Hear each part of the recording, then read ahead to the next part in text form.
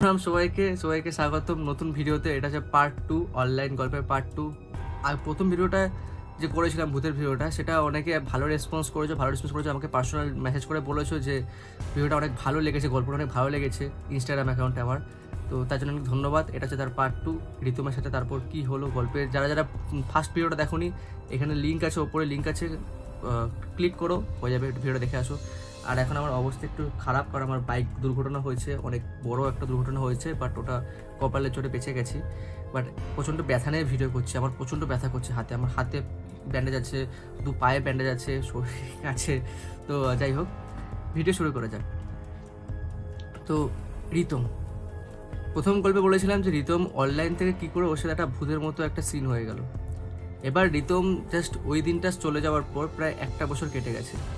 রিতম এখনও সেই দিনটা ভুলতে পারেনি। যে কী হলো সেদিনকার, এত আমার সাথে এটা কী হলো, আমি তো ভূতে বিশ্বাস করতাম না। বাট রিতম সেদিনকার পর থেকে ভূতে বিশ্বাস করা শুরু করে দিয়েছে, আত্মায় বিশ্বাস করা শুরু করে দিয়েছে।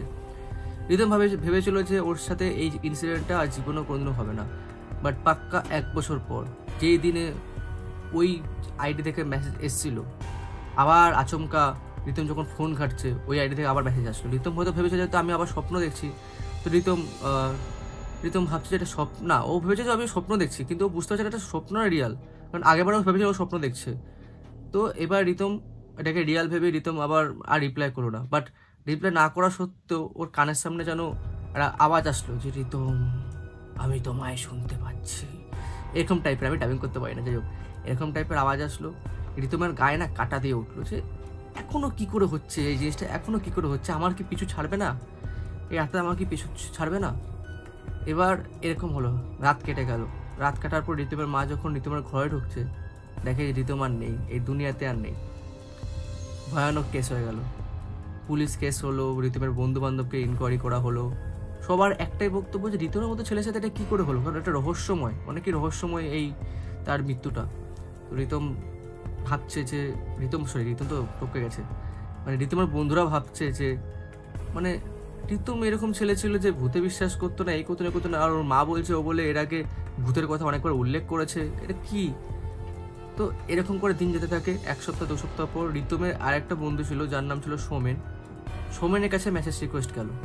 সোমেন তো জানতোই না ব্যাপারটা। তো সোমেনও সেরকম রিতমের মতো কথা বলছে। সোমেনকেও সেরকম ওই মেসেজটা আইডি থেকে বলছে যে আমি তোমাকে দেখতে পাচ্ছি। সোমেনও আর কি ভাবছে যে কোথায় দেখতে পাচ্ছ, তখন সেম সোমেন কী পড়ে আছে, কী করছে, ওটাও সেম বলে দিল।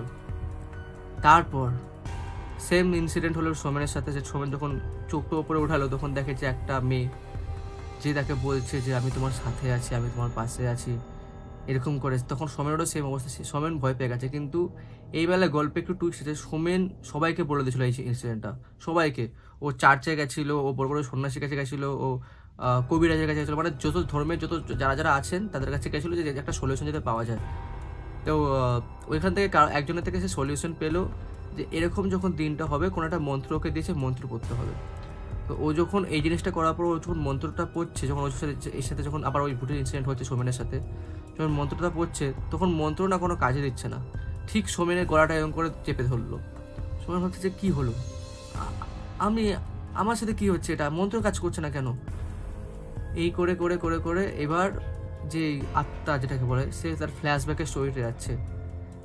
সেটা হচ্ছে একটা মেয়ের গল্প, যেই মেয়ে সারাদিন ফোন ঘাঁটতো, সারাক্ষণ ফোনে অ্যাডিক্টেড ছিল। বাবা মার কথা শুনতো না, বাবা মা ওকে বলতো যে ফোনটাই তোর কাল হবে। একদিন সেই মেয়েটা ফোন ঘাঁটতে ঘাঁটতে, মানে ফোনে চার্জার যে দেয় না, চার্জার দিয়ে যে কথা বলে চার্জ লাগিয়ে, ওইভাবে কথা বলতে বলতে ফোন ব্লাস্ট হয়েছে। আর ওখানে শর্ট সার্কিট, তারটা শর্ট সার্কিট হয়ে সে ওইখানেই শেষ। তো ওইখানে তার যে আত্মা, সে তো শান্তি পায়নি, তার একটা আচমকার সাথে হয়েছে। তাই ফোন রিলেটেড যারা এরকম ফোন অ্যাডিক্টেড থাকে, তার কাছেই সে পৌঁছে যায় সেই মেয়েটা। এবং যেহেতু ঋতুমের সাথে ইনসিডেন্ট হয়েছে, তো ঋতুমের যারা আশেপাশের লোক চেনা জানা আছে, সে তাদের কাছেও ওই কানেকশনের থ্রুতে সে চলে যাচ্ছে। তো সকল সোমেন বুঝলো।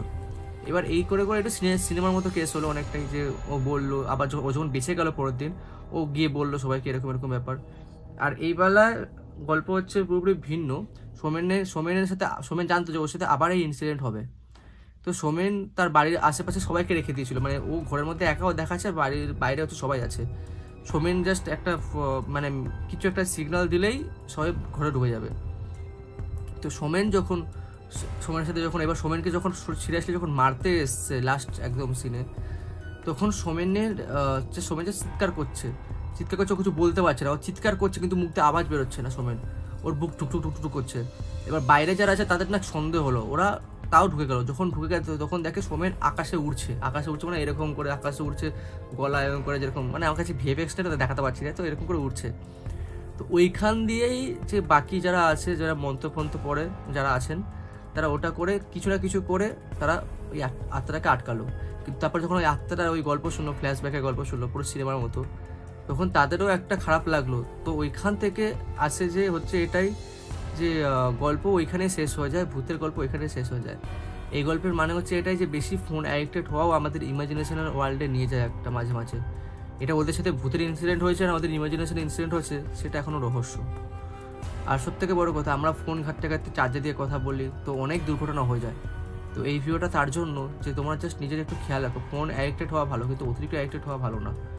তো গল্পটা কেমন লাগলো অবশ্যই জানিও।